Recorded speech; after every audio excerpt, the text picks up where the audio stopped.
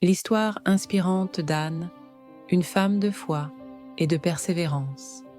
Avez-vous déjà prié sans relâche pour un miracle? Avez-vous traversé des moments où l'espoir semblait s'éteindre, mais vous êtes resté accroché à votre foi? Connaissez-vous l'histoire d'une femme qui, malgré des années de souffrance et d'humiliation, a vu Dieu transformer sa douleur en un témoignage éclatant de sa puissance?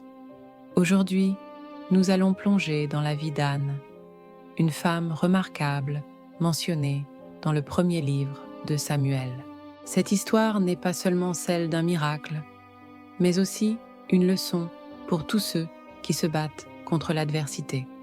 Laissez Dieu parler à votre cœur à travers ce récit. Anne était mariée à Elkana, un homme pieux qui avait 2 épouses, Pénina et Anne. Mais un détail bouleversant marquait la vie d'Anne. Elle était stérile. Dans une société où la maternité était perçue comme une bénédiction divine et un signe d'honneur, Anne vivait dans une douleur constante. Le premier livre de Samuel, chapitre 1, verset 2, dit « Elkana avait 2 femmes. L'une s'appelait Anne et l'autre Pénina. Pénina avait des enfants, mais Anne n'en avait point.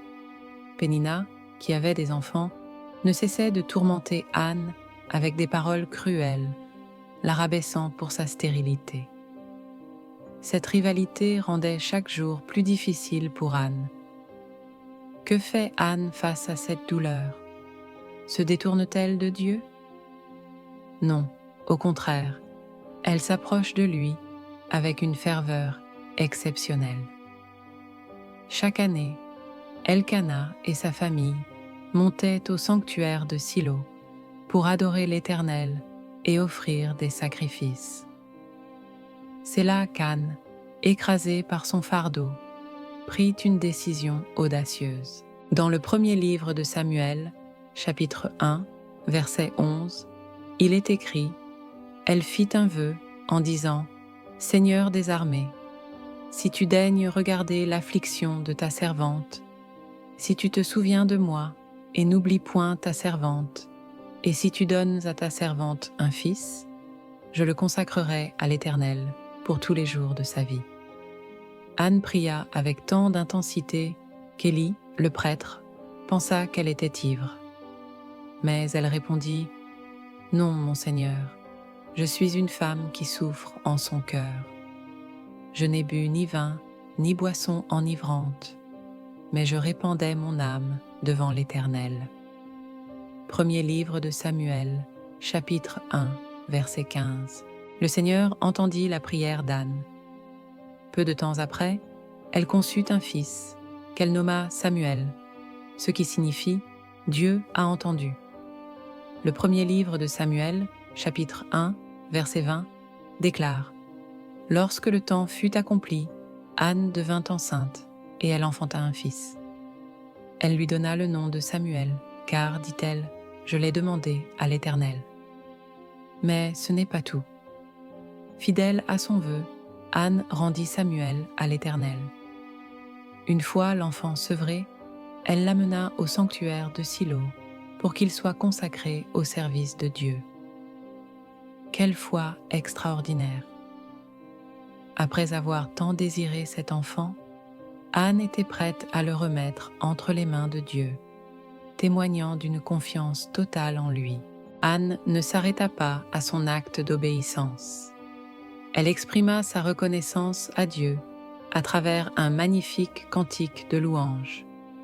Ce cantique, que nous trouvons dans le premier livre de Samuel, chapitre 2, versets 1 à 10, est un véritable chef-d'œuvre de foi et de gratitude. Elle proclame « Mon cœur se réjouit en l'Éternel. Ma force a été relevée par l'Éternel. Ma bouche s'est ouverte contre mes ennemis, car je me réjouis de ton secours. » Premier livre de Samuel, chapitre 2, verset 1. Anne loue Dieu non seulement pour son propre miracle, mais aussi pour sa souveraineté et sa justice. Elle reconnaît que Dieu élève les humbles et abaisse les orgueilleux, qu'il pourvoit aux besoins des affligés et renverse les puissants. Dieu ne s'arrêta pas à Samuel. Il bénit Anne avec d'autres enfants, 3 fils et 2 filles. Sa foi et son obéissance furent largement récompensées. Le premier livre de Samuel, chapitre 2, verset 21, déclare « Lorsque l'Éternel visita Anne, elle devint enceinte, et elle enfanta 3 fils et 2 filles. » Cela nous rappelle que Dieu ne prend jamais nos sacrifices à la légère. Il honore la foi et récompense abondamment ceux qui lui font confiance. L'histoire d'Anne est un puissant rappel que Dieu entend nos prières. Peu importe la profondeur de notre douleur ou la lenteur apparente de la réponse, Dieu est attentif à nos cris. La persévérance est essentielle. Anne ne s'est pas découragée malgré des années d'attente et de moquerie. Elle a continué à prier avec ferveur. La foi conduit au miracle. La foi d'Anne a ouvert la porte à une intervention divine extraordinaire. Le sacrifice est une marque de foi véritable. En offrant Samuel à Dieu, Anne a démontré une obéissance et une confiance totale. Dieu bénit au-delà de nos attentes. Anne voulait un enfant. Dieu lui donna une famille entière et fit de Samuel un prophète puissant. Conclusion. Une invitation à suivre l'exemple d'Anne frères et sœurs. L'histoire d'Anne nous rappelle que même dans nos moments de désespoir, nous ne sommes jamais seuls. Dieu voit nos larmes, il entend nos prières et il agit en son temps parfait. Aujourd'hui, je vous invite à suivre l'exemple d'Anne.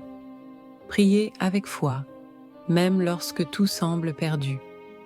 Offrez à Dieu ce que vous avez de plus précieux et faites-lui confiance pour transformer votre situation.